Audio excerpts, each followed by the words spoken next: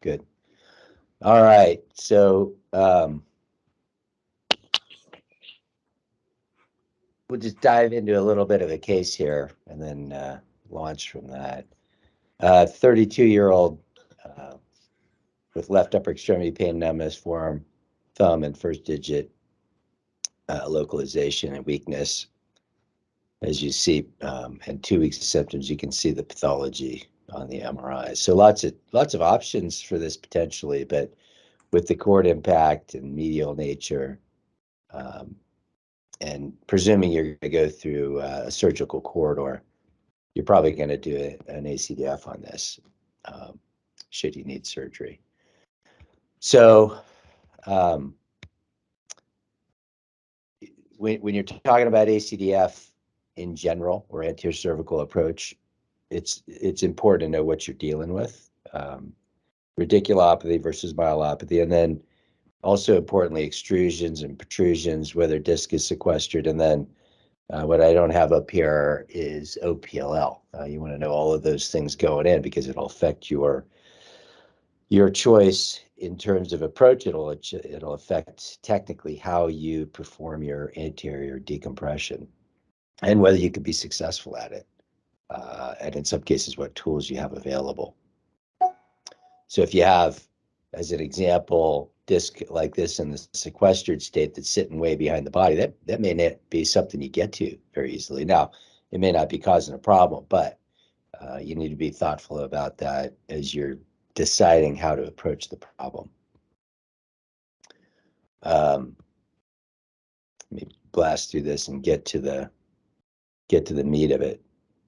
This is something that you guys will hear me say in clinic, but in general, it's nice to reinforce that most of the time you don't have to operate. Most of these redecs will go away, and so you can just work people through a few months, and they'll find their way to resolution.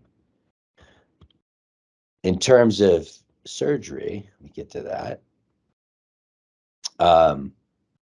Assuming you're going to do an anterior approach, this is a nice picture of what you have to deal with, and a nice look at the structure that's of most concern to most of us doing it, and that's the vert. But you really want to do a good job working on the uncovertebral joint, which we'll go over, even up to and including out to the vert in some cases if there's significant compromise of the nerve all the way out. So for preoperative assessment, you want to, particularly with myelopaths, look at their symptomatic behavior by positioning. So this is something to do in clinic and even in the pre-op area before you roll back. You want to know if they develop symptoms with cervical extension, as an example. Now, when we're doing posterior, you know that we tend to position in a flexed position for that very reason. You don't want to extend them aggressively before you've decompressed the cord. But for anterior cervical approaches, we do certain positioning things that can cause potentially some issues for the cord. So knowing going in that the cord tolerates a certain amount of extension or flexion is a good idea. And you just do that in the bedside, or you can ask patients, if you extend, you get symptoms in your hands. And you want to know that going in so you don't put them in those compromised positions for extended periods of time. And as an example, not monitor them in that case or during that situation. And then the other issue is scrutinizing the axial images for vascular structures. This is super critical, and it's not always intuitive. You will want to follow particularly the verts when you're doing these cases. And you even want to look at the anterior vascular structures. There will be aberrancy occasionally in the carotids. You can get abnormal positions of those. You can get vertebral arteries that are more ventral or sitting in scalloped anterior osteophyte that you might get into before it enters the vertebral foramen. And then very importantly, and probably of even greater risk are the vertebral arteries that aberrantly come into the bone. They'll have a tortuous nature around the disc space or in the body and swing into the vertebral body bone within the within the uncus. And so what happens is if you're not paying attention to that, you take the uncus down, you can very quickly be in the vertebral artery. Other examples of aberrancy will be vertebral arteries that will deviate or run into the neuroforamen with the nerve, and make a U-turn back out. But if you don't know that and you're working into the foramen, you can get into that vert. So really look at the vascular structures closely at the levels that you're going to be both going through the approach to, because the approach itself can be injurious, as well as within the context of the vertebral body, the neuroforamen, and the vertebral foramen in the area that you're going to work, both for ACDFs and corpectomies. Ossification it is present sometimes when it doesn't seem to be. So as you can see in the picture on the bottom of the screen, you can have an MRI that looks pretty innocuous, may not represent itself as ossified, yet it can be so. So really look through the sagittals, look at the T1, T2s, and if you get a little tingle, a little spidey sense, be quick to get a preoperative CT. This is an example of somebody who a CT is often very helpful in, because it may affect even the choice of approach, posterior versus anterior, or corpectomy versus ACDF. And it also gives you more clarity as to potential complication of getting into the dura if you have confluence in some of these cases with the dura. All right, this is sort of an interesting topic, neuromonitoring. It's sort of reflexively used, I think, by a lot of folks. I think it's quite important in myelopaths, and not necessarily because of what we're doing, although even positioning, as I mentioned before, can be an issue. So I would advocate it for myelopaths consistently. If for no other reason, there's a legal reason to do it. Patients can have vascular reflow, reperfusion injuries during the course of the surgery. They can have positioning issues, and if you have no neuromonitoring, then you can't really ascertain what's happening when. And with myopaths in particular, you can help guide the hemodynamic situation with a little more clarity. So if there's a little drop in the signals, then the anesthesiologist and you can work on blood pressure issues, or ensure that the support of the patient outside what you're doing surgically to decompress is optimized. I don't think that's necessarily true for patients that have foraminal compromise or pure radiculopathies without cord compromise. To my knowledge, there's no legal standard for that. It doesn't really change what you're going to do. The one thing that I would be thoughtful about in using neuromonitoring for radiculopaths, or those cervical surgeries where the cord is not in a compromised state, would be if you routinely position a patient with some traction or duress on the neurologic system mechanically. So if you, for instance, tape the shoulders routinely, or you pull on the shoulders and apply that traction on a consistent basis through the course of the surgery, there are also devices that apply a load on the shoulders. Those apply a traction load to the brachial plexus, and for that reason, you might consider doing neuromonitoring so that neurophysiology can tell you, hey, you've got a change in these signals once those forces have been applied and perhaps been in place for a little while. So that would be the reason I would do it. It's more of a positioning issue, not necessarily something that's going to change what you do as a surgeon during the decompression, nor likely will it impact how the anesthesiologist cares for the patient. Any questions about that, or input from the other faculty. I think it's an interesting topic, and you have to sort of go with what you feel is best for you, but I wouldn't say there's necessarily a legal standard for the latter. Thoughts? Questions? No, I totally agree with you. You know, I've thought many times not to use monitoring, but for the latter reasons is the main reason I'll use it, you know, just because of tape and shoulders and positioning. And there's definite value in that, as we have 100% changed positioning because of that in the past. Right. And having someone wake up with a, you know, a palsy that's not related to their level of cervical disease is really annoying. Right. Absolutely. So I'll think about positioning, and I've moved away from any of that static traction for those reasons, because even if I see it on the neuromonitoring, oftentimes you've already created an issue. But just something to think about as you're practicing and doing these on your own. So can I ask a question? Yeah, of course. Yeah. So when you mentioned positioning and posterior and extension, do you do pre-positioning, pre-flip positioning in someone who's myelopathic and severely stenotic for that very reason? Absolutely. So, and I do that even with supine before I extend their neck or position them in any different way than what their baselines have represented. So that may be overkill with a supine, but we do extend them.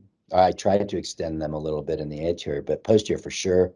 I get a pre-flip baseline, and then I position them prone with some cervical flexion before I do the laminectomy on them. Once I do the laminectomy, then I'll extend them for finalizing their fusion construct. But I would advocate that. I think if you don't get baselines, then you may run the risk of missing some positioning related compromise. Answer your question, Kevin? All right, so from a positioning for ACDFs, there's lots of different ways to do this. You have to kind of look at your circumstances with your bed, and the advantage of using an IV bag or rolled towel is to give you a little bit of cervical extension off of the thoracic spine platform. So you can put that apparatus lengthwise along the spine. You can put it across or perpendicular to the thoracic spine. It doesn't really matter. The goal there is to allow the head to sort of fall backwards away from that and apply some extension load to the cervical spine. If you're doing disc arthroplasty, as you saw recently, you can also put a rolled towel under the neck to give you a little bit of a backstop and create some cervical lordosis.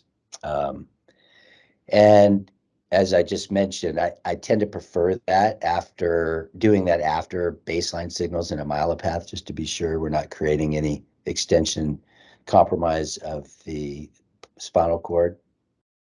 And if you do get those signal changes, well, you just don't use the bolster. Then you work a little harder and maybe a little more challenging on the approach. Once you decompress, then you can always change the cervical spinal alignment, and you could do that in different ways at drop level. You can't really put a bolster in, but you can have the anesthesiologist drop the head. So lots of different ways to position. You can see on the upper left this taping scenario. Again, that's reasonable to do. I personally have found that leads to a little bit more duress on the nerves, and I think probably anecdotally a little more palsy potential for the cervical nerve roots. So I've stayed away from that. You can see on the upper right, similarly, he's putting a strap around the neck as well. Probably that adds to the compromise a little bit because you're pulling in both directions. What I'll typically do now is just let them sit where they sit. I don't apply any load through the course of the surgery. And if I want to see something on a lateral, I'll pull the shoulders down myself and take one shot. The reason I put the Curlex in there, and this is something I learned from Steve Garfin, is you can put some web rail just to protect the skin, and then a Curlex around the wrists on either side, and then pull. You tie them around the wrists with the ability to lasso the wrists and not slip off the hands. You don't want to tie it too tight, obviously. And then bring those long limbs down to the end of the bed so that you can have an assistant during the course of surgery, water ski or pull on those and bring the shoulders down. Those all work. I think the shoulder depression works a little bit better. I just like to do it transiently for the one shot that I need to take with a trial in or an interbody in.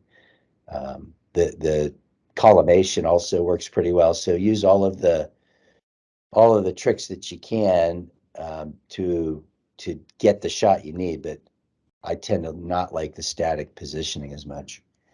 Now, in trauma, if you're doing ACDF or anterior work, then you may want to add traction. Now, and you may want to do this on a deformity where you're doing a front back or a back front back where you haven't fixed the back yet. Gardner-Wells tongs can be used, and there's a build off from a regular bed, as you see on the left diagram. The important thing there in trauma is positioning your Gardner-Wells in the right spot. So if you're going to use traction, which you obviously have seen is pretty rare for us in the degenerative world, quite helpful with kyphotic deformities to get them to relax a little bit and give you a little more room. Be thoughtful about the anterior versus neutral versus posterior position of the Gardner-Wells. With traction, of say a facet jump,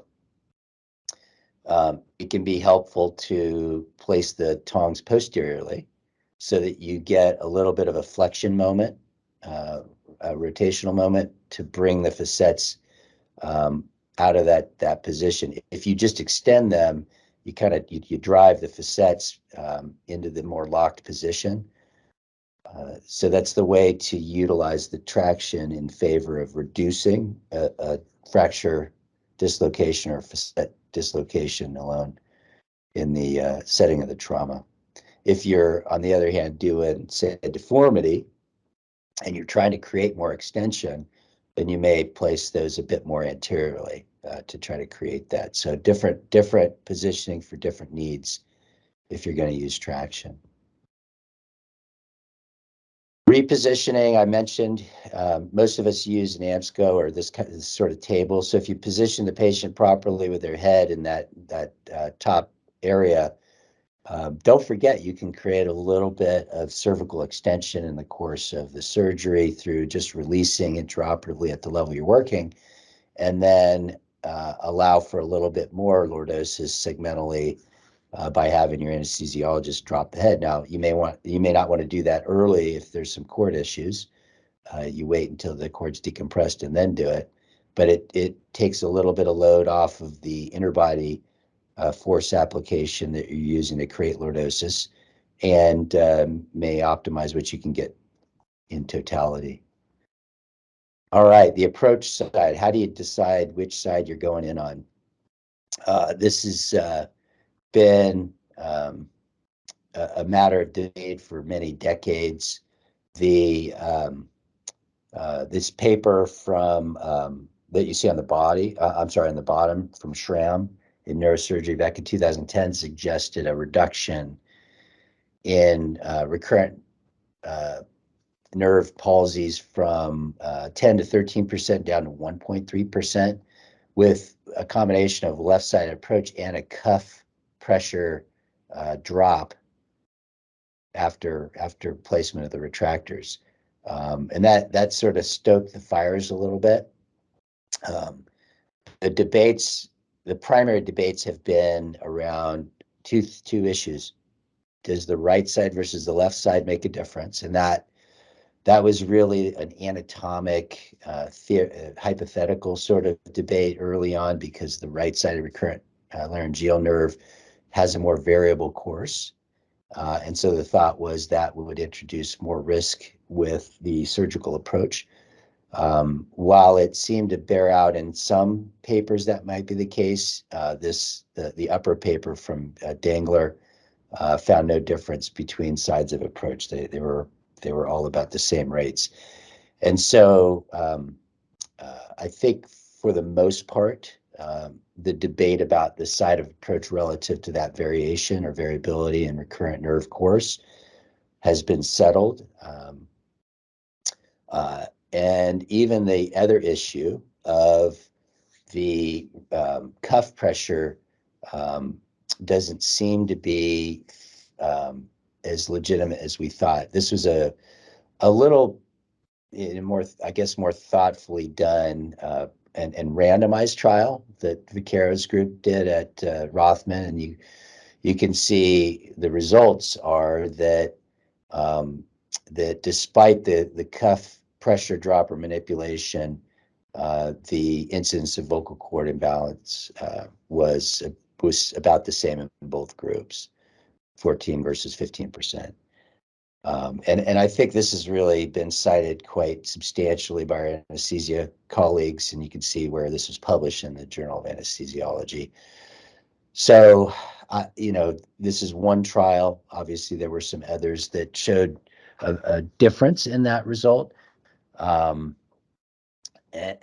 it might be one of those things that you do because it's perhaps not fully settled, but this is the best trial out there for you to sort of lean on. And certainly, if you don't want to mess with it, I think you're in good standing with respect to data to support not messing around with the cuff or the cuff pressure.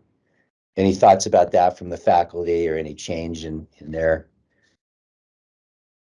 practice with that? No. Okay. No, I don't. I just team change my. Anybody still dropping the cuff pressure? No. And I've gone away from that, and I just approach the side that I need to. It doesn't make a difference to me, but I don't drop the cuff pressure either. For the fellows and residents, the rationale for dropping the cuff pressure historically had been you allow the recurrent nerve, which typically runs in the tracheoesophageal groove, to find a position of comfort off any of the cartilaginous rings of the trachea. While theoretically that makes some sense, I'm not sure I buy it. So anyway, that's the rationale. All right, Amber, I'm going to call you out because I know you had a nice restful weekend. Jay had the black cloud this weekend. Sounds good. Revision anterior cervical approaches. How are you going to choose your side when you're seeing a patient or taking care of a patient who's had prior anterior cervical work? What do you need to do? You need to send them to ENT, and they'll do basically a nerve study where they evaluate the vocal cords to make sure that they don't have paralysis of one side or the other. So say you've done a left-sided approach, they'll evaluate to see if there's paralysis on one side, on the side that you went in and did the approach on, because you don't want to go from the other side if they already have a paralysis. You'd want to go in on the same side that the paralysis is already present. Right. It's a little bit of a hassle, but it's super important. That's often a board question. I'm not sure about in the neurosurgery world, but for orthopedics, it's a big no. So you gotta know that. And there, it's a quick thing to do. They can do it the day of or the day before, but get it done beforehand so you're guided in the approach. Yeah, and just a quick comment. It's not a nerve study, Amber. It's actually a laryngoscopy. That's what you're ordering. Yeah. They go look at the cord function. Okay, they're actually looking at like the vocal cord moving. Correct. Yeah. All right, incision planning. You can do this in various ways. If you're attuned to the anatomy and the patient's got a neck that you can palpate readily between the hyoid bone, the thyroid cartilage, and the cricoid cartilage, and even the carotid tubercle, you can really design your incisions without taking image.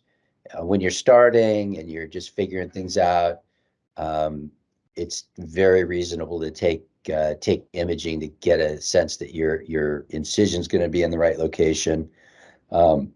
It may also be a little more helpful to take imaging shots if you're doing many levels, just so you're as strategic as you can be in the incision locations. But the other input is cosmetic. As you know, we'll typically try to use a neck crease for transverse incisions, and so then you're sort of making that decision as well based on where those creases are.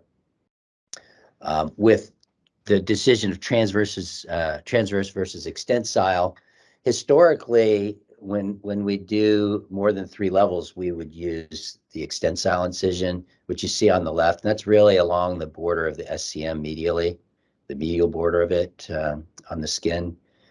The transverse, as you can see, can be varied. And frankly, I've even used two transverse incisions for 2 non-contiguous levels, say a C3-6 and a C6-7. I'm sorry, C3-4, C6-7.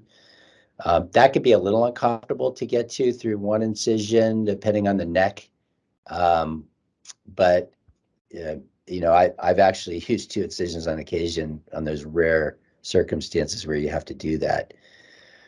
Historically, we'd use a long plate, and some of us still use those.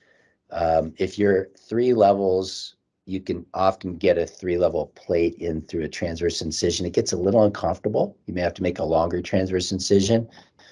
So even at 3 levels, you may decide to do an extensile, but certainly more than 3 levels, I have 4-level or 5-level, an extensile incision with a long single plate becomes critical because it's just too difficult to work through that single incision effectively to place such a plate. So you have to be a little bit thoughtful about how you're going to do that. The segmental plating that you have seen us utilize can allow for us to do more than 3 levels now through a single transverse incision. And when you do that, you're replacing distraction pins at each level. And your ability to do that typically is best by starting at the top of the construct and moving caudally, very similar to our thought process with lateral surgery when we do multiple levels. You want to build the head away from the incision, in a sense. It gets harder to get back to the top as you push the head away from the foundation, which is your cervicothoracic junction. The other issue with your multiple levels is the omohyoid. Historically, we just transected it. Many surgeons have advocated repairing it if you take it. So I personally would encourage you to do that if you're going to take the omohyoid, so you have it out of your way. On the other hand, when you do segmental plating, as you know that we do frequently, I simply try to work around it. The one nuance to that is that as you replace your distraction or your Caspar pins at each level and you're working down into the C5 to 7 range, you may find that you can't adequately work on C6-7 without going from above the omohyoid to below it, which means that if you've had pins in at C5-6, you have to take the C6 pin out and then replace it at C6 below the omohyoid. Does that make sense to you all? It's a little bit of a hassle at that point, but I personally rather do that than transect it and repair it. That's worth the time investment for me, and it frankly doesn't take that much time. So from a dissection perspective, you all know the pathway. You're really working between the tracheoesophageal groove, right off the medial edge of the sternocleidomastoid, and then finding that groove again between the carotid sheath, as you see here in the dashed line. Using a lot of palpation for the carotid helps. And if you're doing a revision or you're gaining your experience with the approach, so certainly when you first get out, don't be shy about having the anesthesiologist put an esophageal probe in, and that gives you 2 things to sort of palpate, one medially, and then you got your carotid laterally.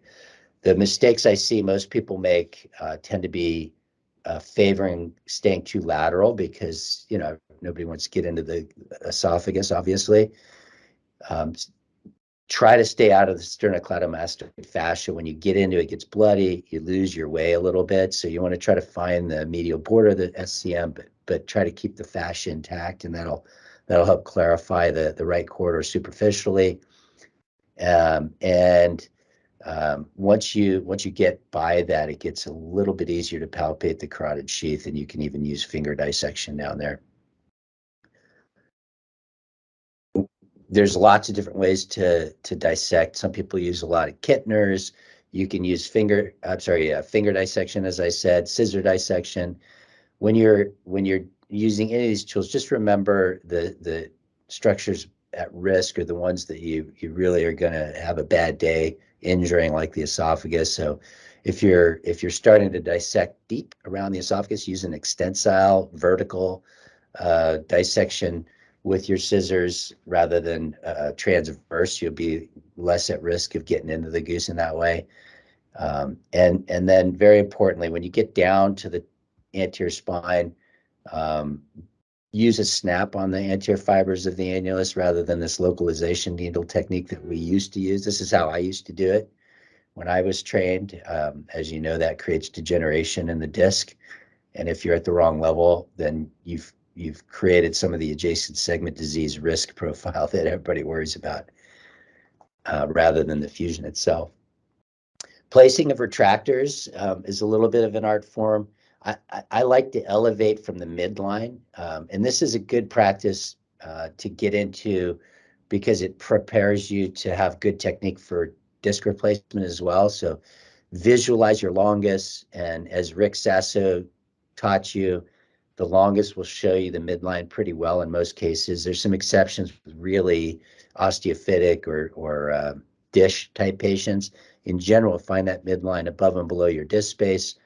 Mark it. You can mark it with a bovie, and then you can take that spot and work from it caudally and then laterally.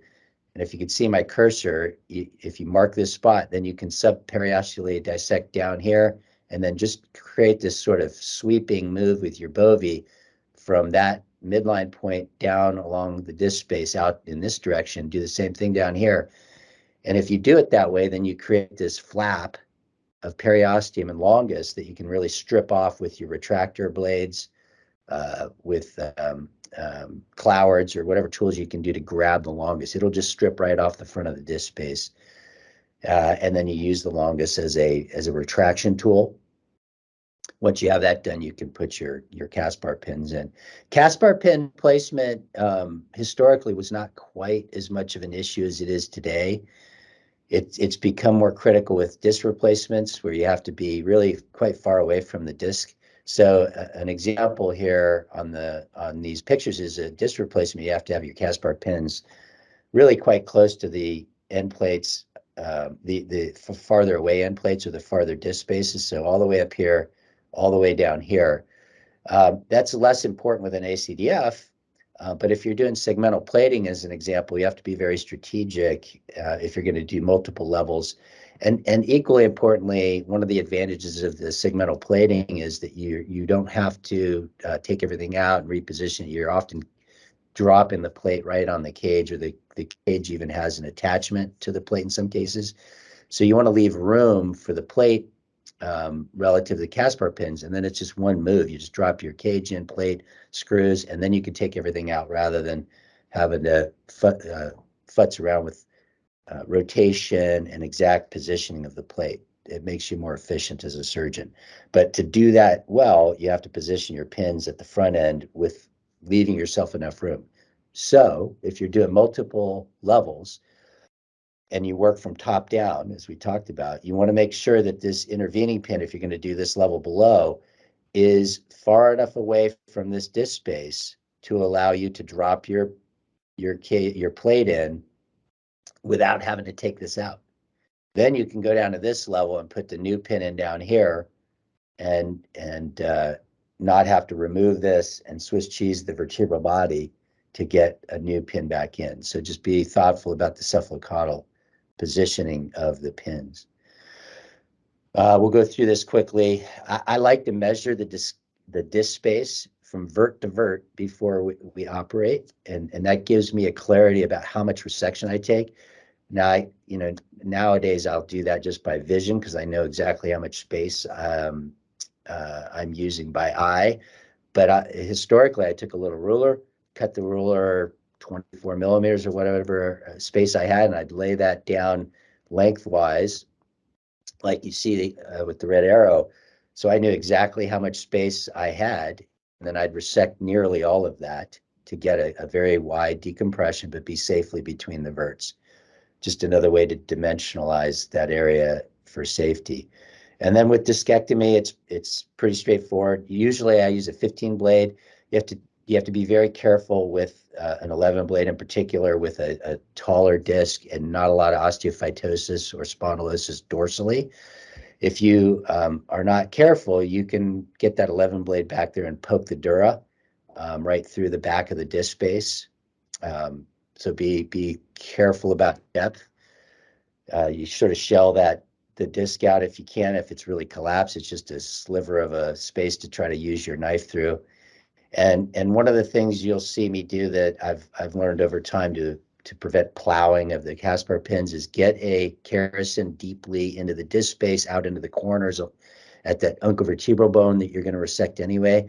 And I'll get it quite deep, at least halfway into the disc space, front to back. And I'm biting, but it's more of a rotational move to use the width of the kerrison to create a release maneuver on both sides. And then you can use your Caspar pin distraction without as much force application and get distraction of the disc space and some extension. And again, that's another time where you can extend the bed a little bit if need be, if you need a little more help. Burring is what we do next. Mainly a cutting burr. You can use a diamond. I don't like as much heat in this case around the nerves in the spinal cord, and the cutting burr allows some saving of local bone to be used.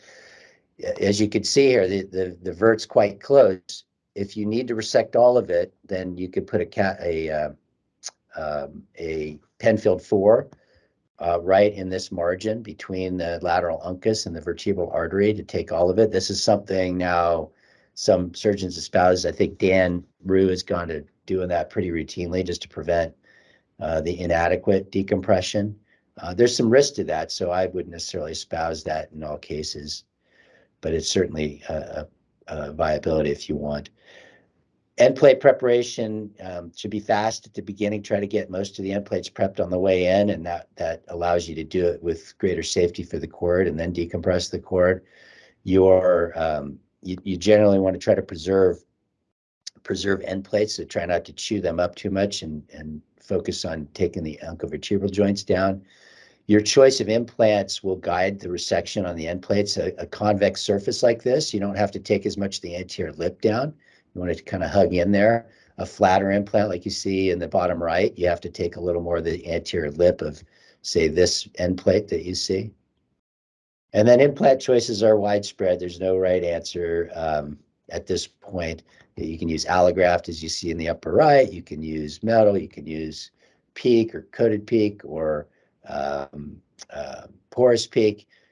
Just be thoughtful about your choice and use what you think is best, considering all of those features, including the footprint, so you distribute load more effectively. Plate application is also something to be thoughtful about. In yesteryear, it wasn't considered, but HO can develop. Dan Rue and one of his stewards in 2005 looked at this, and when you're closer than 5 millimeters, you tend to drive up the risk of heterotopic ossification and perhaps degenerative change of the level above. So this shot on the right, you want to try to avoid that kind of proximity and do a little better job, as you see on the left, at positioning the plate. Screw length matters. Evidently, Lee looked at this in 2020. As you're choosing the length of screws, try to achieve a depth that's greater than 75% of the anterior posterior dimension of the vertebral body. If you don't do that, in their series, there was a higher risk of pseudoarthrosis. Bearing in mind that this may not be mechanically consistent across constructs. They used fixed screws only. But nonetheless, I think it makes sense mechanically, so be a bit thoughtful about that consideration. The variable versus fixed debate's gone on for decades. In general, I don't think anybody in most degenerative scenarios have demonstrated any differences between the two. But if you have a more unstable scenario, such as trauma, then fixed probably has more merit biomechanically, and I'd be more thoughtful in that case at selecting the fixed over variable. And then if you really have poor bone or you need greater fixation, you can even consider bicortical fixation, but be considered about the type of screw you use. With the bicortical days where screws were put all the way through the posterior cortex, the screws were not sharp or self-drilling, self-tapping type of screws. They were sort of blunt-nosed, and you may need to be more cautious doing that in today's world. Plate orientation, it's something we hate to see on the right. As surgeons, we got to show that in clinic, and we got to look at it. Makes you want to vomit in your mouth a little bit.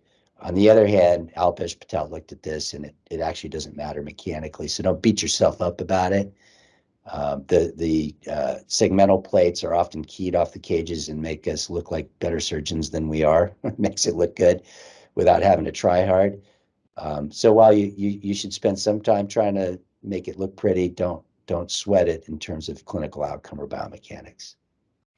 And to drain or not to drain, there's no right answer. I think a lot of us drain, some of us don't. The outpatient move in ACDF has certainly lessened the desire to drain, and the reality is that nobody's shown that drains actually improve outcomes or reduce complications. And if you have great hemostasis, it's quite reasonable not to use a drain. And then finally, what do you use? There's lots of different choices out there. No right answer. As you've seen, we tend not to use a lot of autograft structurally, but there's still probably some challenging work ahead at figuring out the perfect solution biologically in a world where fusion rates are very high. So differentiating statistically becomes difficult. And that's it. I know I've gone over a bit, so let's bail out of this.